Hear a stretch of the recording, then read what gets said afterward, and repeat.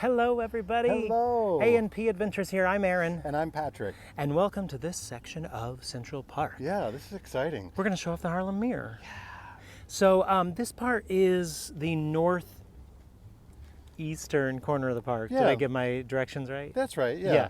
That's where we're showing off. Not a part of the park that is often seen by tourists, but we love showing it off nonetheless. Yeah, a beautiful section nonetheless, absolutely.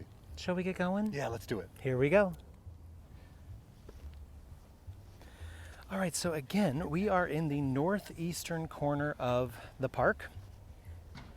And specifically, we're up on a hill right now, and this would have been the site of Fort Fish, which we'll be discussing in just a little bit, so don't go away or you won't find out about Fort Fish. Now, we come up to this hill because there's a memorial bench up here with 5 maple trees that honor Andrew Haswell Green. He was a key figure in the history of Central Park as well as New York City. He was instrumental in the selection of the original design for the park, and he also served as president and controller of the park's board of commissioners, its first managers. And he was also involved in the establishment of many other cultural institutions throughout New York City, including the Metropolitan Museum of Art, the American Museum of Natural History. Now, originally, the design had the bench and 5 elms, which were symbols of his role in the consolidation of the 5 boroughs of New York City. But they succumbed to the Dutch elm disease, and so we have maples in their place. Much hardier. Yeah, exactly. So as we head to closer and closer to the Harlem Meer, we're going to make our way over there. But let me give you a little bit of the history of the park as we make our way over there. It was designed by Olmsted and Vaux. So the city had overdeveloped throughout the early 1800s, and as they were developing, they did not include green space in the plans of the city. And the citizens spoke out and said they needed green space. And so thus the idea of Central Park was born. Olmsted and Vaux were selected. The park began construction in 1857. 1858, the first part of the park opened, which would be the complete opposite end of where we're at right now. 1876, the last part of the park opened, which is the part that we are in currently. Olmsted and Vaux, they're heroes. I feel like every time Olmsted and Vaux are mentioned, all of New York City should stand up and give a standing ovation. Standing ovation. Standing ovaxant. Nope, I couldn't get there. Nice try. Yeah, I gave it a whirl. Now the park includes a zoo, a carousel, softball fields, hiking, biking, jogging. Did I mention the carousel? There's so much to do in the park. Beautiful gardens and lots of beautiful bodies of water as well, which is what we're making our way towards today, the Harlem Meer. But before we make our way up there to the Harlem Meer, we want to go to Fort Clinton. And from the top of Fort Clinton, we will have beautiful views of the Harlem Meer below us. You might hear some music in the background. It's a beautiful day, so the New Yorkers are out enjoying the park. Okay, so we're making our way up this hill to the site of Fort Clinton. So this was once a site of strategic importance during the Revolutionary War and the War of 1812. In 1776, the British military built a fortification up here following their invasion of Manhattan. During the War of 1812, the American military rebuilt a fort in this location. They named it Fort Clinton in honor of Mayor DeWitt Clinton, who was our mayor of New York at the time. And during the War of 1812, it was connected to a larger fortification system that included 2 other forts, the Nutter's Battery to the west, and, drumroll, Fort Fish that we talked about when we were up by the Haswell Green bench. You might hear some tunes in the background. Yeah. We have New Yorkers are enjoying the park today. It's so beautiful. Now, from up here, we have these gorgeous views of the Upper East Side in Harlem. Fifth Avenue would be running along over there. And this is the Harlem Meer below us, which we'll talk more about once we get down there. So the attack never materialized, and the forts never saw a battle. They were left to ruin or were dismantled, but the designers of the park recognized both the scenic and historic value of this location. So they retain the remains of the fortification, and they developed this site to be this scenic overlook, as you can see right now, incorporating these rustic fences and benches all around us. This was all rebuilt in 2014, recreating some historic details as well. And at that time, the Conservancy also reinstalled 2 cannons that have been in storage since the 1970s. Now, they actually have a rather curious history. They were never actually fired from this location. Research has confirmed that they were originated on the Hussar, a British Royal Navy ship that ran aground in the East River in 1780 while delivering supplies for the Revolutionary War. And the cannons were donated to the park in 1865 when they were discovered. 1906, the Parks Department installed the cannons at Fort Clinton on a granite base, but they were later put into storage in the 70s because they were vandalized, but ultimately returned, like I said, when there was some renovation taking place in 2014. Such a beautiful little section of the park, Oh, yeah. a lovely overlook.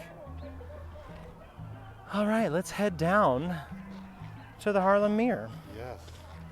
So So Central Park is about 843 acres, or about 340 hectares. The perimeter is approximately 6 miles, or about 9.5 kilometers. It's about 2.5 miles from north to south, or 4 kilometers, about half a mile east to west, just 0.8 of a kilometer. 38 million visitors a year, 58 miles of path, or 93 kilometers.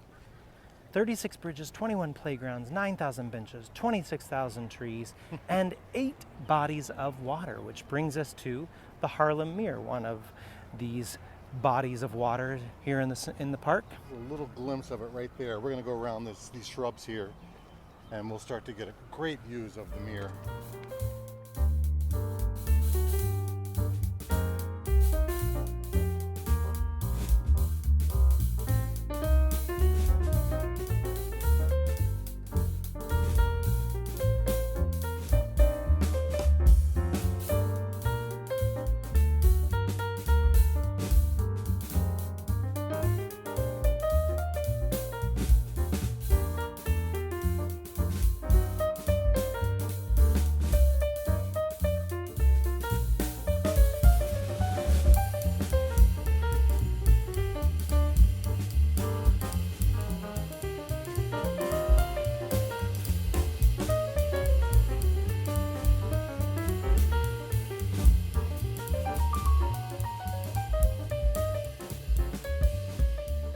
So this is the Harlem Meer, a body of water in the northeastern corner of the park, one of the most popular destinations in the area, known for a wealth of activities and scenic beauty, a path all around it lined with benches and various lawns all along the Meer's edge. It provides numerous spots for relaxing, picnicking, sunbathing, as well as enjoying the shoreline, vegetation, the wildlife, views of the rocky bluffs to the south.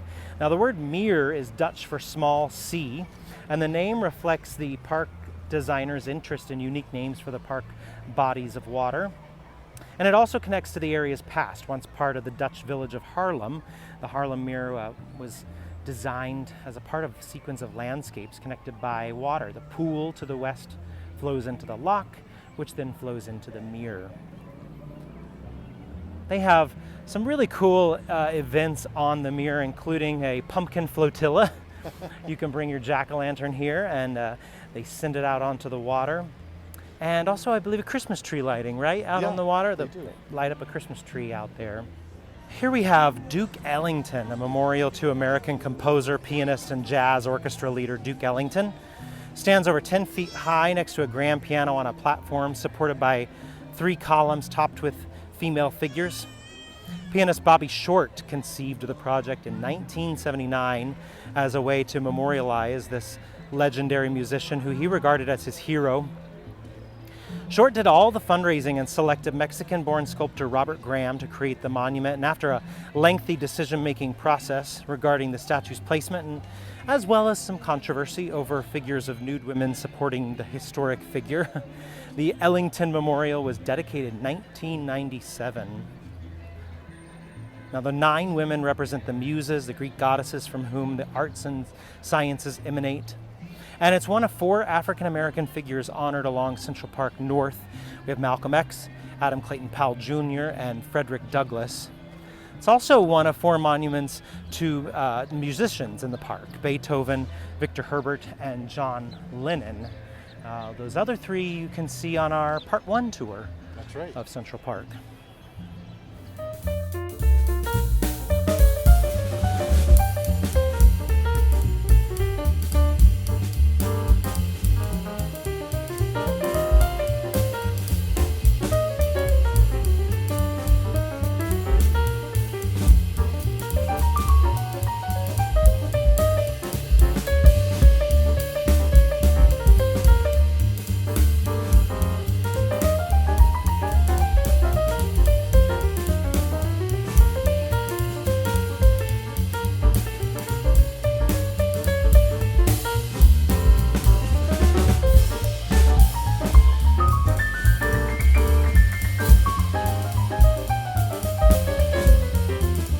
So this is the Gate of the Exonerated. If you've enjoyed any of our other Central Park tours, you may have heard us talk about the various gates to Central Park, which the original designers implemented as an homage to important groups of people here in New York City.